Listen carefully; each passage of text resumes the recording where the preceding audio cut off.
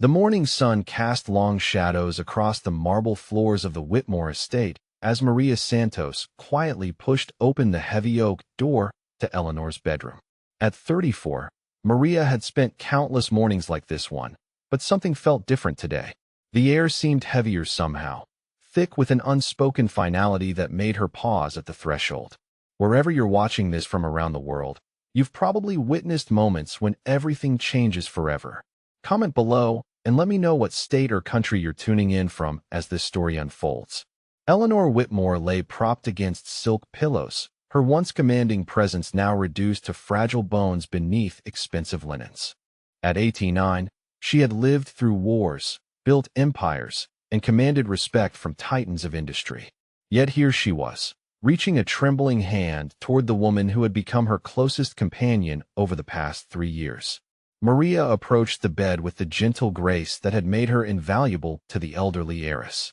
She had arrived at the Whitmore estate as just another hired caregiver, one of many who had tried and failed to meet Eleanor's exacting standards. Unlike the others, Maria had seen past the sharp tongue and demanding nature to recognize a lonely woman desperate for genuine human connection. "Good morning, Mrs. Whitmore," Maria said softly, adjusting the pillows with practiced care. "How are you feeling today?" Eleanor's pale blue eyes, still sharp despite her failing body, fixed on Maria's face with unusual intensity. "My dear child," she whispered, her voice barely audible above the gentle hum of the oxygen machine. "I need you to listen very carefully to what I'm about to tell you." The weight in Eleanor's tone made Maria sink into the bedside chair she had occupied during countless hours of conversation over the years. They had talked about everything from Eleanor's childhood adventures in Europe to Maria's dreams of bringing her aging mother from Mexico for proper medical care. Eleanor had become the grandmother Maria had lost as a child, while Maria had filled the void left by Eleanor's distant family. "There's something hidden in my jewelry box," Eleanor continued, her grip surprisingly strong as she grasped Maria's hand. "A small envelope with your name on it. Promise me you'll keep it safe until the time comes." Maria nodded, confusion evident in her dark eyes. "Of course, Mrs. Whitmore, but what do you mean by when the time comes?"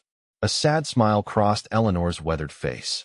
"You'll understand everything soon, my dear. Everything I've done has been for good reason. My family," she paused, her expression hardening slightly.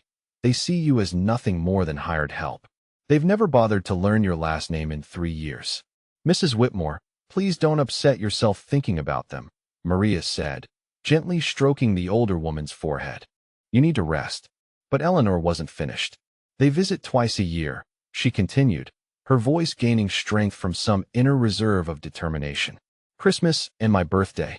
They stay for exactly 2 hours, ask about my health just long enough to seem concerned, then spend the rest of their time discussing my assets like I'm already dead." Maria had witnessed these visits herself. She had served tea and watched Eleanor's face fall as her son Richard and daughter Victoria barely acknowledged her presence while calculating their future inheritance. Their adult children showed even less interest, treating their great-grandmother's estate like a museum they were merely waiting to liquidate. "You've been more family to me than they ever were," Eleanor whispered, tears beginning to form in her eyes. "You've held my hand through pneumonia, celebrated my birthdays with homemade cake, and listened to my stories without checking your watch." As if summoned by their conversation, the distant sound of car doors slamming echoed from the circular driveway below. Eleanor's expression shifted to one of resigned disappointment. "They're early today," she said with bitter irony. "They must have sensed something." Within minutes, heavy footsteps thundered up the grand staircase, accompanied by loud voices discussing travel arrangements and business meetings.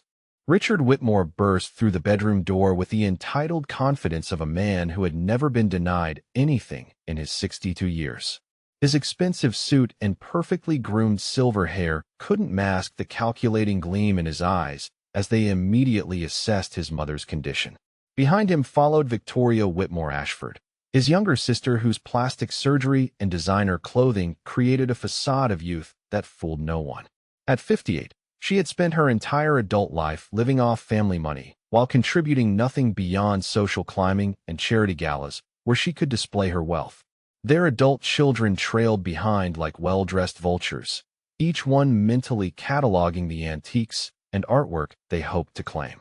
None of them bothered to greet their grandmother directly, instead forming a semicircle around the bed while discussing her condition as if she couldn't hear every word. "How long has she been like this?" Richard demanded, directing his question to Maria as if Eleanor were already deceased. "Your mother has been declining gradually," Maria replied carefully, "but she's still very alert and aware of everything around her." Victoria scoffed audibly. "I'm sure she is," she said, her tone dripping with skepticism.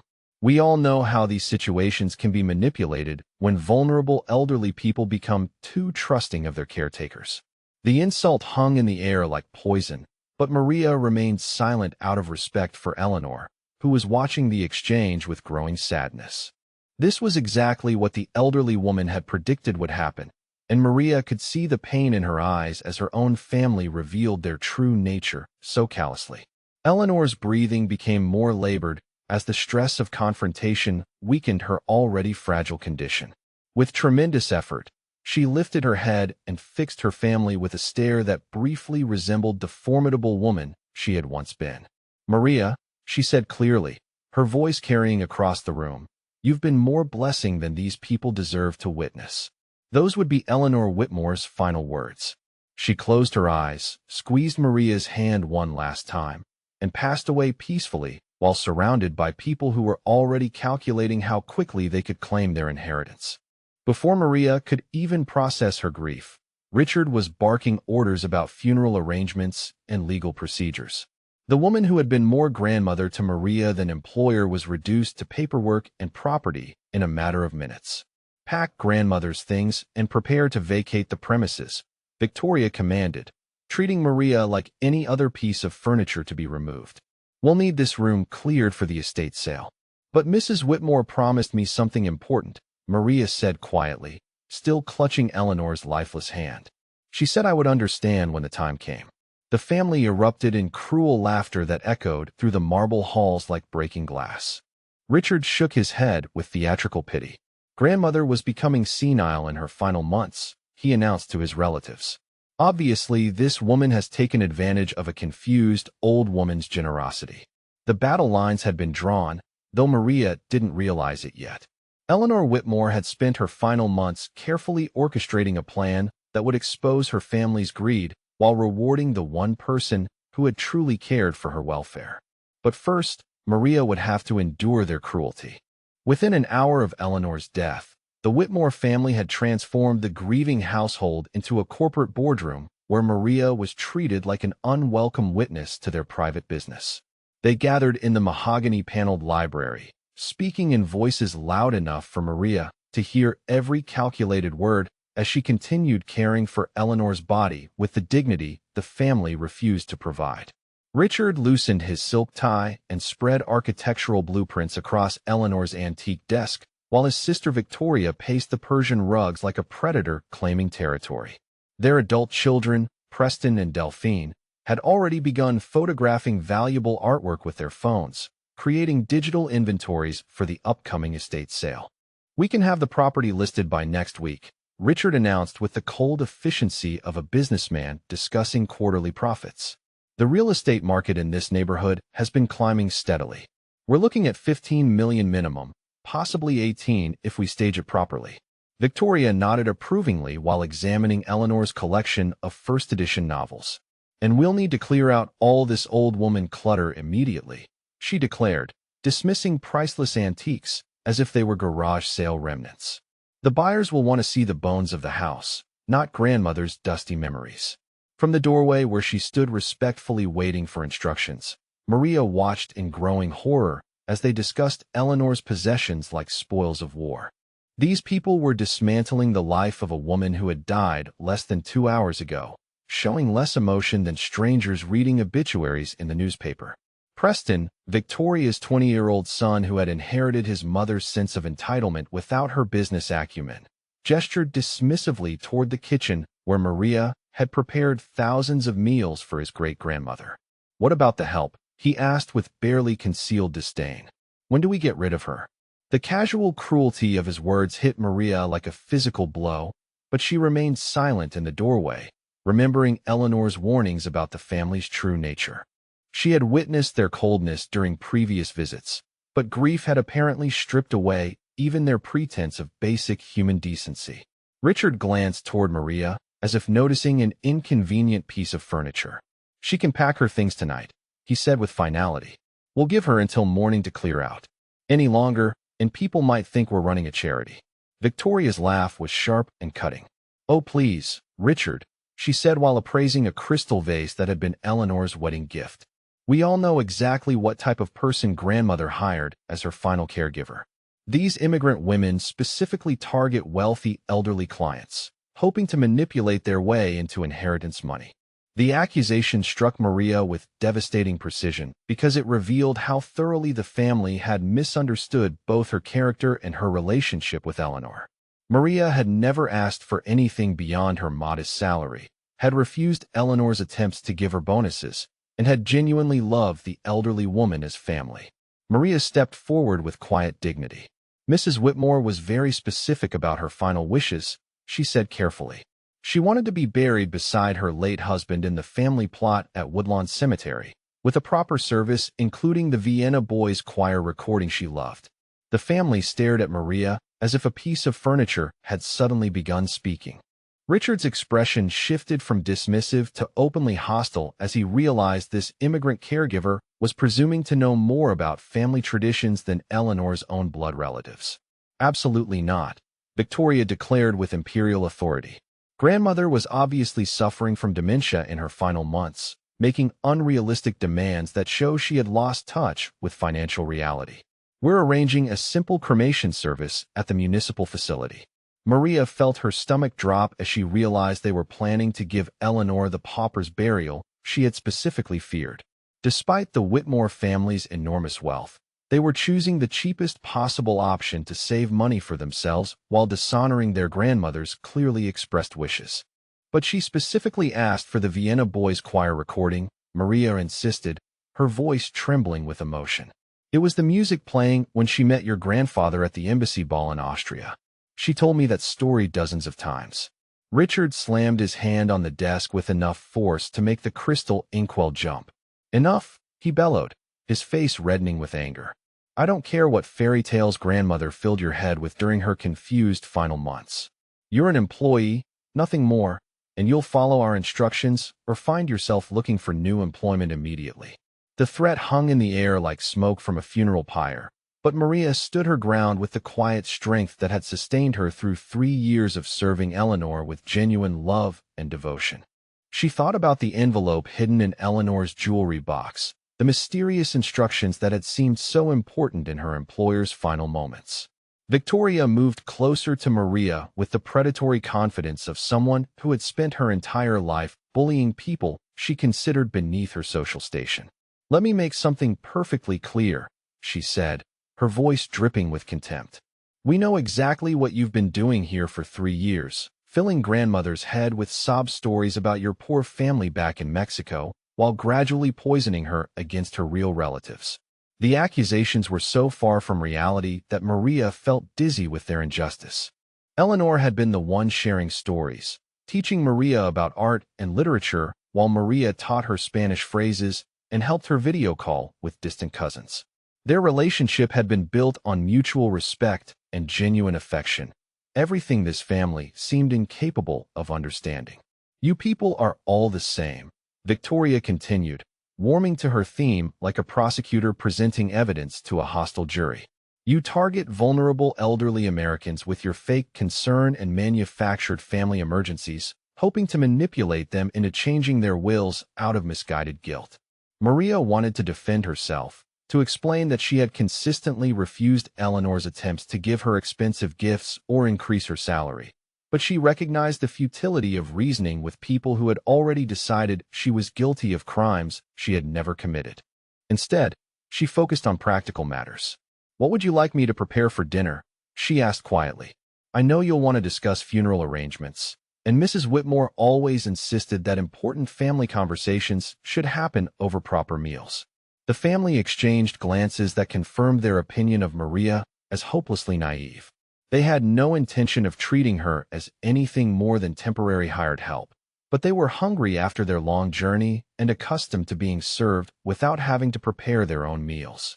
"Fine," Richard said dismissively. "Prepare something simple. We have important business to discuss privately, and we don't need you hovering around listening to confidential family matters." As Maria retreated toward the kitchen, she heard Preston's voice carrying clearly from the library. "Why are we even keeping her around tonight?" He complained like a spoiled child denied his favorite toy. "She's obviously been filling great-grandmother's head with lies about us for months." "Because we need someone to clean up the house before the estate sale," Victoria replied with practical cruelty. "Let her earn her final paycheck by scrubbing floors and packing boxes. Consider it poetic justice." Maria spent the next 4 hours preparing an elaborate farewell dinner for people who treated her like an invisible servant while they celebrated their upcoming wealth in the dining room, where Eleanor had taught her proper table settings and shared stories about hosting ambassadors from around the world. Through the kitchen door, Maria could hear them laughing as they planned their individual shopping sprees and vacation destinations, spending money they hadn't officially inherited while their grandmother's body lay upstairs awaiting the cheapest possible burial they could arrange. The phone rang just as Maria was serving dessert, and Richard answered with the confident tone of someone who expected only good news. "Yes, this is Richard Whitmore," he said formally. "Oh, hello, Mr. Patterson. Yes, we've been expecting your call about the estate proceedings." The family leaned forward eagerly, assuming Eleanor's lawyer was calling to schedule the routine will reading that would formalize their inheritance. Maria continued clearing dishes while listening to Richard's side of the conversation, which consisted mainly of confident agreements and scheduling confirmations. "Tomorrow at 2 o'clock works perfectly," Richard said with satisfaction. "We'll have everything ready for the standard procedures." When he hung up, Victoria raised her wine glass in a mock toast. "To grandmother's final gift to us," she announced with theatrical solemnity. "Her excellent timing in departing before she could waste any more of our inheritance on ridiculous charitable causes." Maria finished cleaning the dining room while the family moved to the library for brandy and cigars, celebrating Eleanor's death like a successful business merger. She climbed the stairs to Eleanor's bedroom one final time, retrieved the mysterious envelope from the jewelry box, and spent the night reading the handwritten letter that would soon change everything. But first, she would have to endure one more morning of their cruelty. The next afternoon arrived with the crisp efficiency that wealthy families expected from their legal proceedings. Thomas Patterson, Eleanor's attorney for the past 15 years, climbed the marble steps to the Whitmore estate carrying a leather briefcase that contained documents capable of reshaping lives with the stroke of a pen. Maria had spent the morning packing her modest belongings while the family prepared for their inheritance ceremony with the excitement of children on Christmas morning. They had arranged themselves in the library like royalty awaiting coronation, each person positioned to demonstrate their importance in the family hierarchy. Richard sat behind Eleanor's massive desk in the ornate chair that had belonged to 3 generations of Whitmore patriarchs, his posture radiating the confidence of someone who had never doubted his eventual inheritance. Victoria occupied the leather wingback chair nearest the desk, her designer outfit carefully chosen to project both grief and sophisticated anticipation. Preston and Delphine flanked the fireplace like decorative bookends, their phones already loaded with real estate apps and luxury shopping websites in preparation for their newfound wealth. The family had spent the morning discussing their individual plans for Eleanor's money with the casual entitlement of people who considered inheritance their birthright rather than a gift.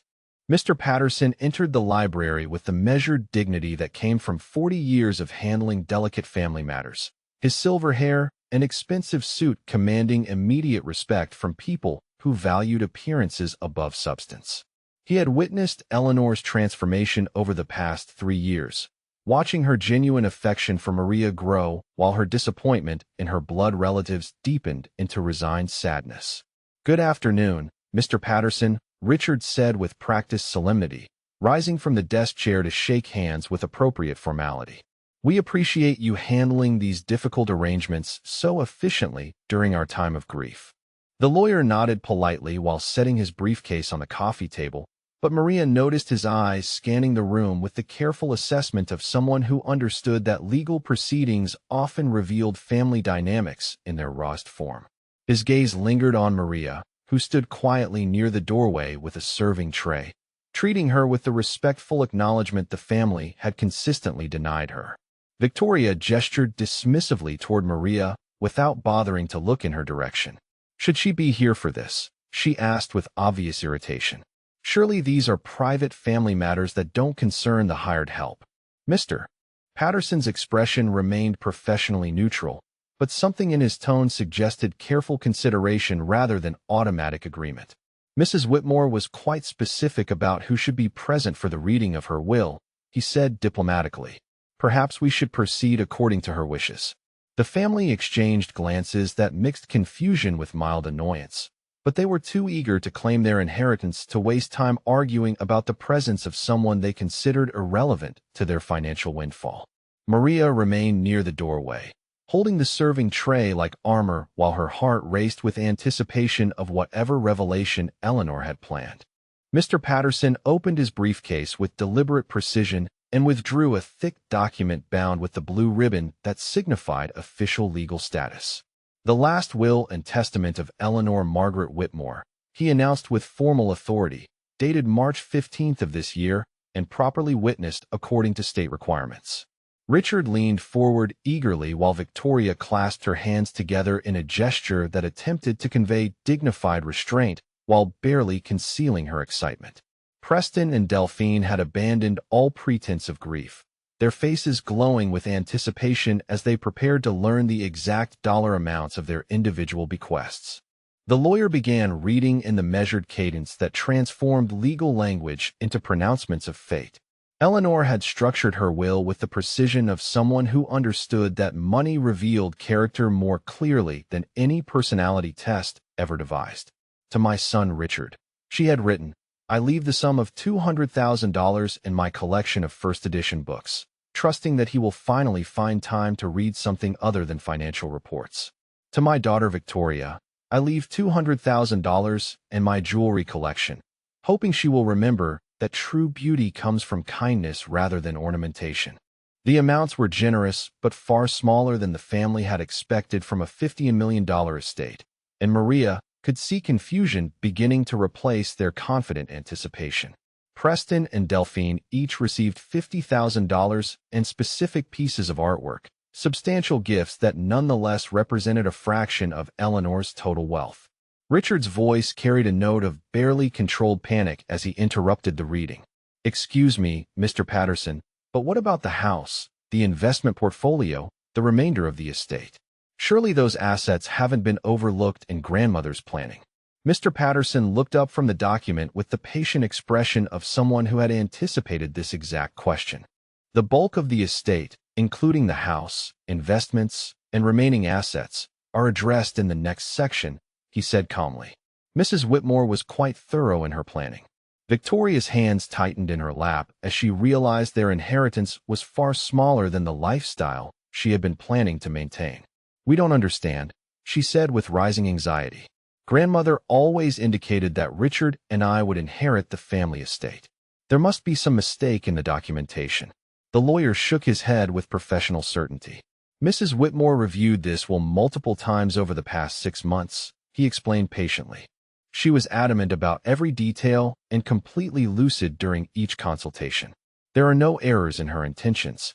Maria remained motionless near the doorway, but her hand unconsciously moved toward the pocket where she had hidden Eleanor's envelope according to the mysterious instructions she had received during those final moments. Whatever Eleanor had planned was about to unfold, and Maria sensed that her life was about to change in ways she couldn't possibly imagine. Mr. Patterson turned the page with deliberate ceremony and cleared his throat before continuing.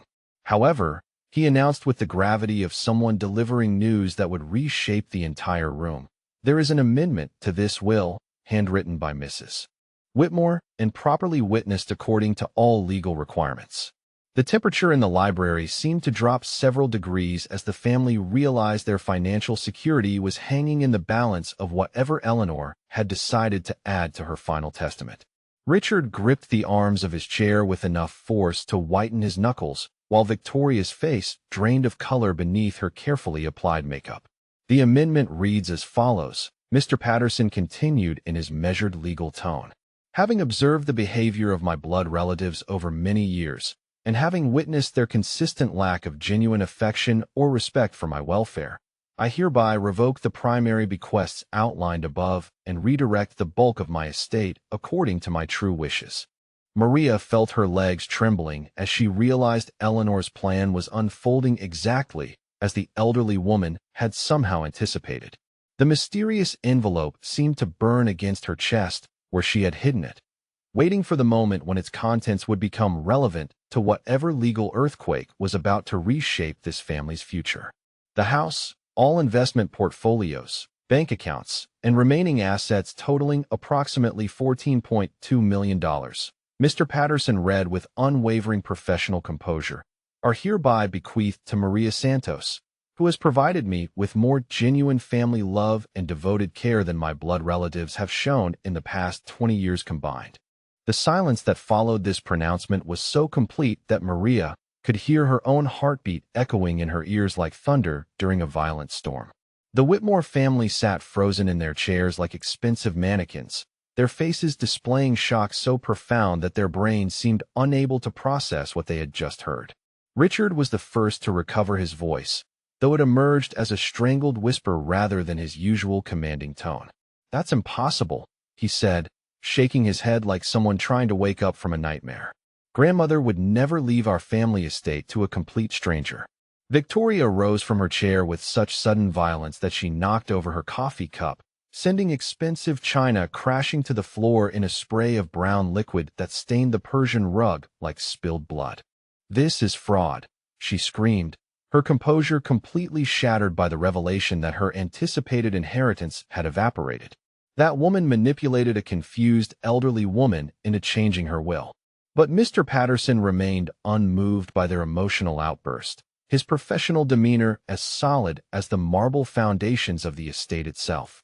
"The amendment is completely legal and properly executed," he stated with calm authority. Mrs. Whitmore insisted on multiple witnesses and had her mental competency evaluated by 3 independent physicians before making these changes. Preston stepped forward with the desperate aggression of someone whose lifestyle had just been threatened. "You can't be serious," he said, his voice cracking with panic. "Some immigrant caregiver doesn't just inherit $15 million from our great-grandmother. There has to be a legal challenge we can file." Maria finally found her voice amidst the chaos of their disbelief and fury. "Mrs. Whitmore told me you would react exactly like this," she said quietly, reaching into her pocket to retrieve Eleanor's envelope. "She said you would claim she was confused rather than accepting that she understood your true character perfectly." With trembling hands, Maria produced the handwritten letter Eleanor had instructed her to safeguard, the final piece of evidence that would complete the devastating transformation of power dynamics in this room. The envelope bore Maria's name in Eleanor's distinctive handwriting, along with instructions that it should be opened only in the presence of Mr. Patterson and the assembled family members. The battle was just beginning, but Eleanor Whitmore had already won the war. Richard shot to his feet with the desperate fury of a man watching his financial future crumble into dust, his expensive suit unable to disguise the panic radiating from every pore of his body. "Absolutely not," he bellowed, his voice echoing off the library's mahogany walls like a wounded animal's cry. "We demand proof that grandmother was mentally competent when she supposedly wrote this ridiculous amendment." Victoria joined her brother's protest with the shrill desperation of someone whose entire lifestyle had just been threatened by an immigrant woman she had spent 3 years treating like furniture. "This is elder abuse," she shrieked, pointing an accusatory finger at Maria with trembling rage. She obviously manipulated a confused old woman into changing her will through emotional manipulation and lies about her pathetic sob story. Mr. Patterson reached into his briefcase with the calm efficiency of someone who had anticipated every possible objection to Eleanor's final wishes. Mrs. Whitmore was quite thorough in her preparation for this moment, he said evenly, withdrawing a thick folder stuffed with documentation. "She specifically requested that I compile comprehensive evidence to address any challenges to her mental competency or decision-making process." The lawyer spread the contents across Eleanor's antique desk like a general deploying troops for battle. each document representing another layer of proof that Eleanor had orchestrated this moment with methodical precision. Bank statements, medical evaluations, witness statements, and legal certifications created a paper fortress around Eleanor's final testament that no amount of family outrage could penetrate. Let's begin with the medical evaluations, Mr. Patterson announced, selecting 3 official reports bearing the letterheads of prominent neurological specialists. Mrs. Whitmore underwent comprehensive cognitive testing by Dr. Harrison at Presbyterian Medical Center, Dr. Chen at Mount Sinai, and Dr. Rodriguez at Columbia Presbyterian. All 3 examinations occurred within the past 4 months, and all 3 physicians certified her complete mental competency. Preston grabbed the nearest medical report with desperate hands, scanning the technical language for any indication that his great-grandmother had been suffering from dementia or confusion during her final months. Instead, he found detailed evaluations confirming that Eleanor's cognitive function remained sharp, her memory intact, and her decision-making capacity completely unimpaired. "But that's impossible," Delphine protested, her voice cracking with the strain of watching her inheritance disappear before her eyes. Great-grandmother was obviously declining mentally, forgetting names, and becoming confused about simple things. Mr. Patterson consulted his notes with professional thoroughness. According to her medical records, Mrs. Whitmore occasionally pretended to be confused during your family visits, he revealed with devastating precision. She told Dr. Harrison that acting senile was the only way to observe your true character without interference from your usual manipulation tactics. The revelation hit the family like a physical blow, forcing them to confront the possibility that Eleanor had been far more aware of their behavior than they had realized. Maria remained near the doorway, watching their world collapse with the quiet dignity of someone who had always treated Eleanor with genuine respect rather than calculated performance. Victoria's face contorted with rage as she processed the implications of her grandmother's deception. "You're telling us she was pretending to be confused while secretly planning to steal our inheritance," she snarled, her carefully maintained facade of sophistication cracking under the pressure of financial desperation. The lawyer reached for another section of documentation, his movements as precise as a surgeon selecting instruments for a delicate operation. "Mrs. Whitmore also requested that I compile financial records demonstrating Miss Santos's character during her employment here," he continued calmly. "These documents paint a very different picture from your accusations of financial manipulation." He spread bank statements across the desk showing 3 years of Maria's employment with Eleanor, each month revealing the same modest salary with no increases despite Eleanor's repeated attempts to provide bonuses and raises. Highlighted sections showed multiple occasions when Maria had refused additional compensation, gift money for her birthday, and even Eleanor's offers to pay for her mother's medical treatments in Mexico. Richard stared at the financial evidence with growing horror as he realized that Maria's behavior had been the exact opposite of the gold-digging manipulation he had accused her of perpetrating. Every transaction showed Maria declining rather than accepting Eleanor's generous offers, consistently refusing to take advantage of the elderly woman's wealth despite obvious financial need. Furthermore, Mr. Patterson continued with methodical precision. Mrs. Whitmore hired a private investigator to verify Miss Santos's background and character references. The investigation revealed that she is a naturalized American citizen, graduated from nursing school with honors, and has been sending 60% of her salary to Mexico to pay for her mother's cancer treatments. Maria felt tears forming in her eyes as she realized Eleanor had not only loved her, but had taken active steps to verify her character and understand her motivations. The elderly woman had investigated her background not out of suspicion but out of genuine care, wanting to understand the young woman who had become like a granddaughter to her.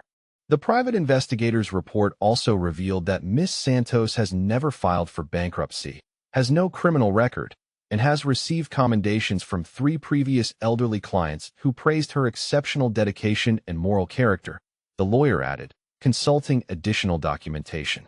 Mrs. Whitmore specifically noted that Miss Santos represented the kind of person she wished her own family members could emulate. Victoria let out a sound somewhere between a sob and a scream, her composure completely shattered by the mounting evidence of Eleanor's careful planning and Maria's genuine character. "This can't be happening," she whispered, sinking back into her chair as if the weight of reality had become too heavy to bear standing upright. But Mr. Patterson wasn't finished dismantling their assumptions about both Eleanor's mental state and Maria's motivations. Mrs. Whitmore also recorded a series of video statements over the past 6 months, he announced, withdrawing a tablet from his briefcase. She specifically requested that these recordings be shown during the will reading to explain her reasoning in her own words. The lawyer activated the tablet and positioned it so the entire family could see Eleanor's face filling the screen, her appearance noticeably healthier than her final days, but her expression carrying the weight of someone making momentous decisions about her legacy. The timestamp showed the recording had been made just 3 months earlier, during a period when the family had assumed she was becoming increasingly confused and dependent. Eleanor's voice emerged from the speakers with startling clarity and determination, her words carrying none of the frailty or confusion her family had attributed to her declining condition. "My dear family," she began with the authoritative tone that had commanded boardrooms for decades. "If you are watching this recording, it means I have passed away and you are learning about the changes I have made to my will." Richard leaned forward with desperate attention, searching Eleanor's recorded image for any sign of the mental impairment that might invalidate her final testament. Instead, he saw the sharp-eyed businesswoman who had built the family fortune, speaking with perfect clarity about decisions she had made with full understanding of their consequences. Over the past 3 years, Eleanor continued from beyond the grave. "I have had the privilege of being cared for by Maria Santos, a young woman who has shown me more genuine love and family devotion than my own blood relatives have demonstrated in the past 20 years.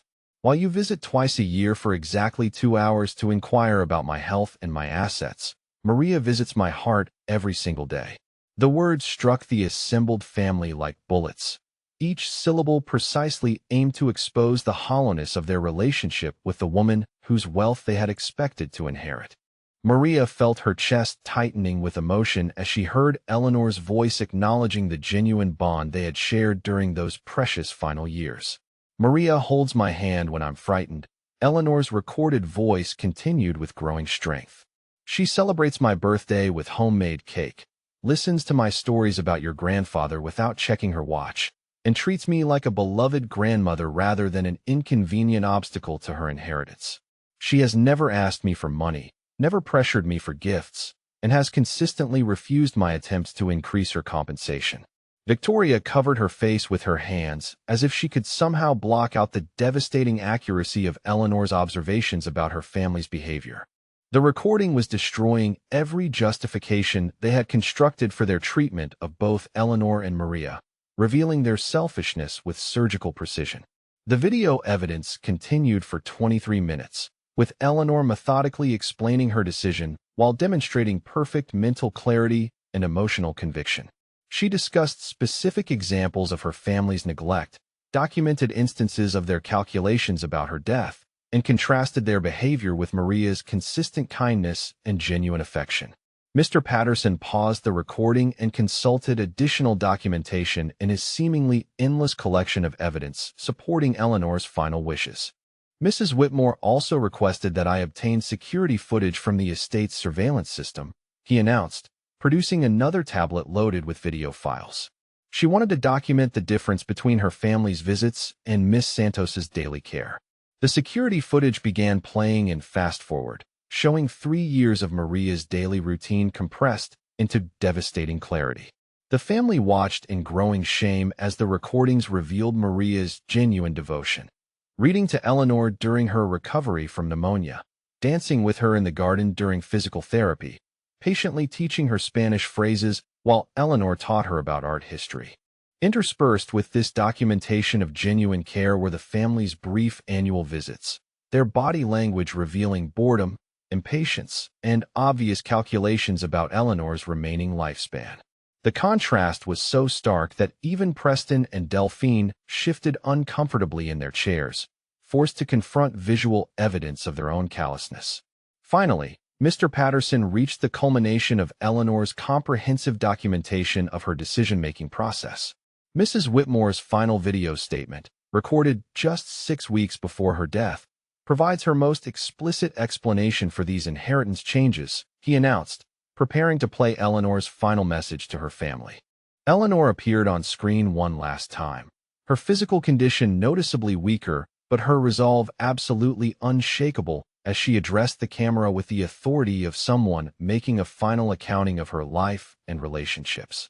"To my family," she said with quiet finality, "I leave you exactly what you gave me during your visits: polite acknowledgement, minimal time, and financial calculations about my worth to your future plans. To Maria, I leave the love and security she gave me every single day, trusting that she will use this gift to help others as she helped me." Maria stepped forward from the doorway for the first time since the will reading began, her posture transformed from subservient caregiver to dignified inheritor of not just Eleanor's wealth, but her moral authority as well. "Mrs. Whitmore taught me that family isn't defined by blood," Maria said with quiet strength, her voice carrying across the library with new confidence. "It's defined by love, respect, and genuine care for each other's welfare. She gave me the greatest gift possible. She treated me like her real granddaughter." The evidence had spoken with overwhelming clarity, and Eleanor Whitmore's final judgment was complete. The silence that followed Eleanor's final video testimony stretched across the library like the aftermath of an earthquake, with the Whitmore family sitting among the debris of their shattered expectations, while Maria stood transformed from servant to sovereign of their former domain. Mr. Patterson closed his briefcase with the satisfied efficiency of someone who had successfully executed a complex legal maneuver according to his client's precise instructions. "The documentation is complete and legally ironclad," he announced with professional finality. "Miss Santos is now the legal owner of this estate and all associated assets, effective immediately upon Mrs. Whitmore's death." Maria stepped forward with newfound authority, her posture reflecting the confidence that came from knowing Eleanor had chosen her as worthy inheritor of not just wealth, but moral responsibility. Her first words as the estate's new owner carried the quiet strength of someone who had earned her position through genuine love rather than genetic lottery. "You have 24 hours to remove your personal belongings from this house," Maria said calmly, her voice carrying across the library with unmistakable finality. "I'll arrange for boxes and packing materials, but only items that genuinely belong to you before Mrs. Whitmore's death may be taken." Richard's face contorted with desperate rage as he realized his financial security had evaporated along with his assumed inheritance. "This isn't over," he snarled, rising from Eleanor's desk chair like a dethroned king refusing to abdicate his throne. "We'll contest this will in court, prove that grandmother was manipulated by someone who took advantage of her declining mental state." Mr. Patterson reached into his briefcase one final time and withdrew a leather-bound journal that looked worn from extensive use. "Mrs. Whitmore anticipated that exact threat," he said with calm satisfaction. "She kept a detailed diary for the past 2 years, documenting every interaction with her family and recording her observations about your behavior and motivations." The lawyer opened the journal to pages marked with colored tabs, each section containing Eleanor's handwritten observations about her family's visits and their obvious focus on her financial assets rather than her personal welfare. Her penmanship remained strong and clear throughout the entries, providing additional evidence of her mental clarity during the period when she was making her final decisions. December 20th, Mr. Patterson read from Eleanor's diary in her absence. "Richard arrived precisely at noon for his Christmas visit, spent 15 minutes asking about my health, then spent the remaining hour and 45 minutes discussing the estate's market value and potential sale strategies. He left immediately after I gave him his annual check, without staying for lunch or showing any interest in my companionship." Victoria let out a strangled sob as she recognized the devastating accuracy of Eleanor's documentation of their family's shallow relationship with the woman whose love they had taken for granted. Every entry revealed their calculated approach to maintaining just enough contact to preserve their inheritance expectations while investing minimal emotional energy in genuine family connection. March 8th. The lawyer continued reading from another marked section. "Victoria called to inform me that she couldn't visit for my birthday because of a charity gala in the Hamptons. She asked if I could mail her birthday check early because she needed to purchase a new dress for the event. She hung up when I suggested she could celebrate with me the following week instead. Maria watched the family's mounting horror as Eleanor's diary revealed the pattern of neglect and financial calculation that had characterized their relationship with their grandmother throughout her final years. Each entry demonstrated Eleanor's growing awareness that her blood relatives viewed her primarily as a source of funding rather than a beloved family member deserving of genuine affection. Preston stepped forward with the desperate aggression of someone whose lifestyle had been threatened by circumstances beyond his control. Great-grandmother was obviously confused and paranoid in her final months, he protested with diminishing conviction. These diary entries prove she was developing delusions about her family's motivations and intentions. Mr. Patterson consulted additional documentation with the patience of someone who had prepared for every possible objection to Eleanor's final testament. Mrs. Whitmore's diary entries were corroborated by security footage, recorded phone conversations, and witness statements from household staff over the past 3 years, he explained methodically. Her observations about your behavior patterns were consistently accurate and based on verifiable evidence.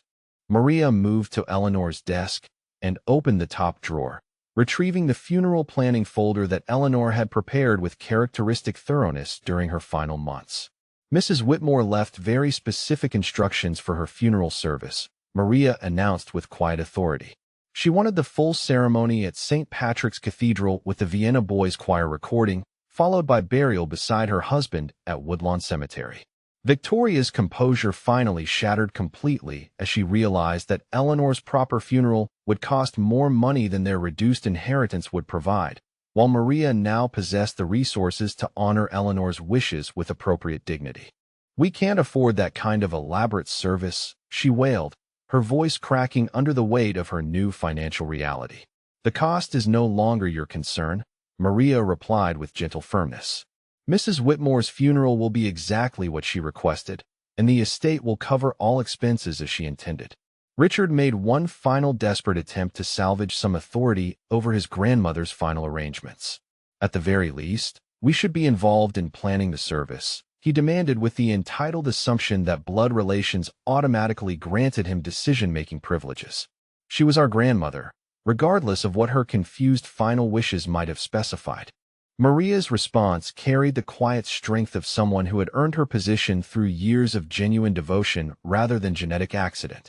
"You're welcome to attend the funeral," she said calmly, "but only if you can show the same respect for Mrs. Whitmore that you failed to demonstrate during her lifetime."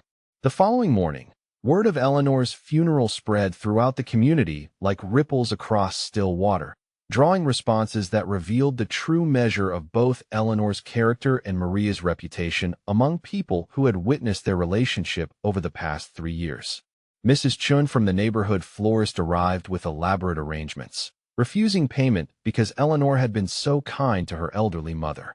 Dr. Harrison drove from Presbyterian Medical Center to pay his respects to a patient who had impressed him with her sharp intellect and genuine concern for her caregiver's welfare.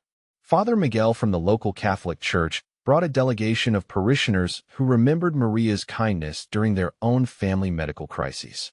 The growing crowd of genuine mourners created a stark contrast to the Whitmore family's isolation as community members shared stories about Eleanor's generosity and Maria's devoted care that had extended far beyond her official employment duties.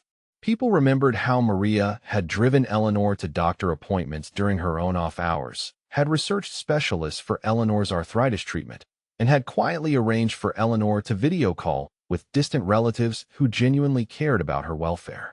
Richard stood at the edge of the gathering like an unwelcome stranger at his own grandmother's memorial service, forced to listen as community members praised the woman whose character they had never bothered to understand and the caregiver whose worth they had never bothered to recognize.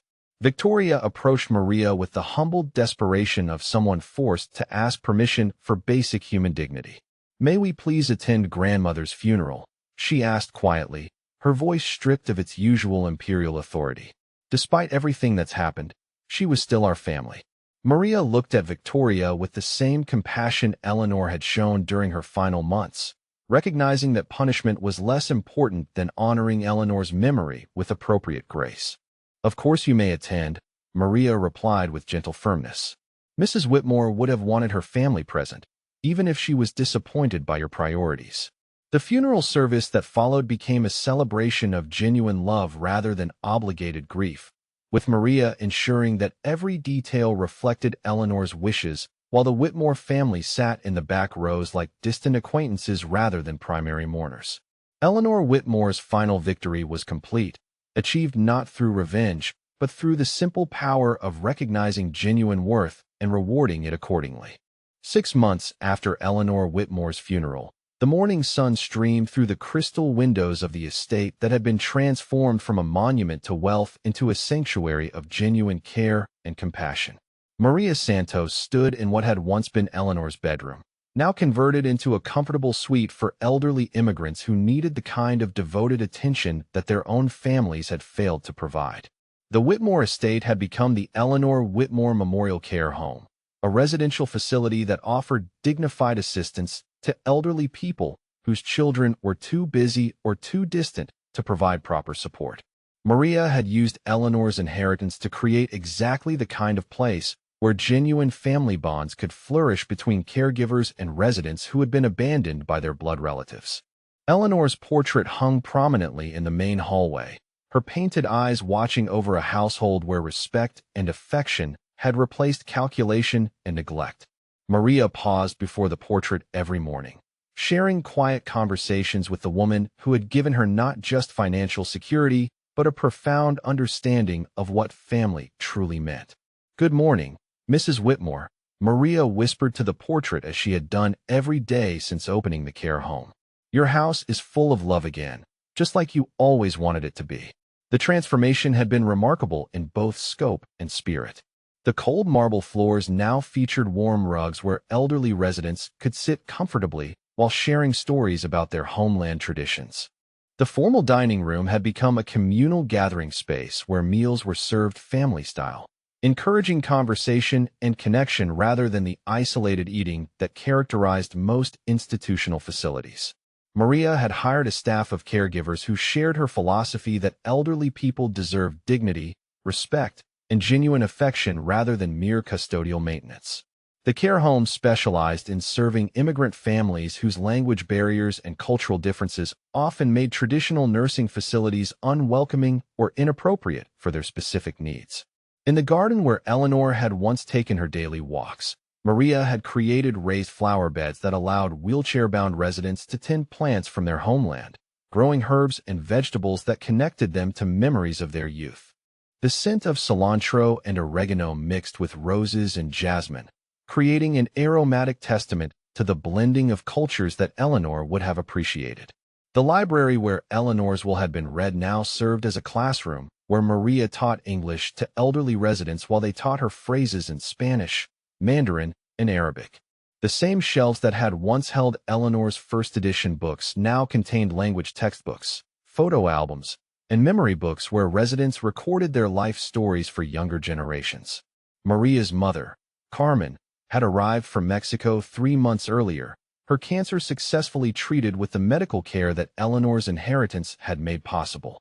At 72, Carmen moved through the care home like a gentle grandmother to everyone she encountered, her gratitude toward Eleanor's memory evident in every interaction with the residents who now benefited from her daughter's good fortune.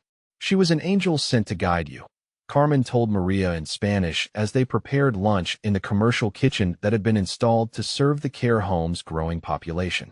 "That old woman saw your heart and rewarded it properly." The contrast between Maria's new life and the Whitmore family's diminished circumstances had become increasingly apparent as the months passed. Richard had been forced to accept a position with a mid-sized insurance firm after his consulting business failed when potential clients learned about his unsuccessful challenge to his grandmother's will. The legal fees from his failed lawsuit had consumed most of his reduced inheritance, leaving him with a mortgage he could barely afford and a lifestyle dramatically reduced from his previous expectations. Victoria had moved into a modest 2-bedroom apartment in Queens after losing her Manhattan penthouse, her social standing evaporating along with her anticipated inheritance. The charity organizations where she had once held prominent board positions had quietly suggested that her reduced financial circumstances made her continued participation inappropriate, leaving her isolated from the social circles that had defined her identity. Preston had returned to his parents' diminished household after his startup venture collapsed when investors learned about his family's reputation for financial manipulation and elder abuse allegations. The business community had a long memory for family scandals, and the Whitmore name had become associated with greed and moral bankruptcy rather than wealth and respectability. Delphine had taken a job as a retail manager at a department store, her art history degree proving less valuable in the employment market than the family connections she had lost through their unsuccessful legal challenge. The humiliation of serving customers who might have once been her social equals served as a daily reminder of how thoroughly their circumstances had reversed. Maria often encountered members of the Whitmore family around the neighborhood, their encounters awkward reminders of the dramatic reversal of fortune that had reshaped all their lives. Richard occasionally drove past the estate during his evening commute, his expression a mixture of resentment and grudging respect as he observed the genuine good that Maria had accomplished with Eleanor's legacy. Victoria had attended the care home's holiday celebration, not as a guest, but as a volunteer helping to serve dinner to residents whose families lived too far away to visit during Christmas. Her presence had been tentative and humble, a stark contrast to her previous imperial demeanor as she assisted with tasks she had once considered beneath her social status. The evening news had featured a segment about the Eleanor Whitmore Memorial Care Home, highlighting Maria's innovative approach to culturally sensitive elder care and the positive impact the facility had made on the immigrant community. The reporter had interviewed several residents who praised Maria's kindness and dedication, describing the care home as a place where they felt valued and respected rather than merely tolerated. During the news segment, the camera had captured Eleanor's portrait in the background, and Maria had felt the presence of her benefactor watching over the legacy they had created together. The care home represented everything Eleanor had valued: genuine family bonds, respect for wisdom and experience, and the understanding that love was demonstrated through daily actions rather than obligated visits. Maria sat in Eleanor's former office each evening, reviewing the care home's financial records and planning expansions that would allow them to serve more elderly immigrants who needed the kind of devoted attention their own families couldn't or wouldn't provide. Eleanor's inheritance was being invested in exactly the kind of meaningful purpose that the elderly woman had envisioned when she made her final decision about her legacy. One evening, as Maria was updating resident files, she found a sealed envelope in Eleanor's desk drawer that bore her name in the familiar handwriting she had come to treasure. Inside was Eleanor's final letter, apparently written just days before her death, containing words that would guide Maria's future stewardship of the remarkable gift she had received. "My dearest Maria," Eleanor had written in her elegant script, "if you are reading this letter, it means my plan has succeeded and you now understand the responsibility I have placed in your capable hands. You gave me dignity and love during my final years when my own family could offer only obligation and calculation. Now I give you the opportunity to create the life you deserve while helping others who have been abandoned by people who should have cherished them." The letter continued with specific suggestions for expanding the care home's services and detailed instructions for investments that would ensure the facility's long-term financial stability. Eleanor had spent her final months not just changing her will, but creating a comprehensive plan for how her wealth could continue helping people long after her death. "Use this gift wisely, my daughter," Eleanor's letter concluded, "for you have shown me that family is created through love rather than inherited through blood. Make this house a home for people who deserve the same kindness you showed me. And remember that every day you spend caring for others honors the bond we shared." Maria folded the letter carefully and placed it in the frame beside Eleanor's portrait, where future generations of caregivers could read Eleanor's wisdom about the true meaning of family and the proper use of wealth. The Eleanor Whitmore Memorial Care Home would continue growing and serving others, ensuring that Eleanor's final lesson about love and respect would benefit countless lives in the years to come. Eleanor Whitmore's legacy lived on through every meal shared in kindness, every hand held in comfort, and every elderly person who found genuine family in a place where their worth was measured by their humanity rather than their bank account.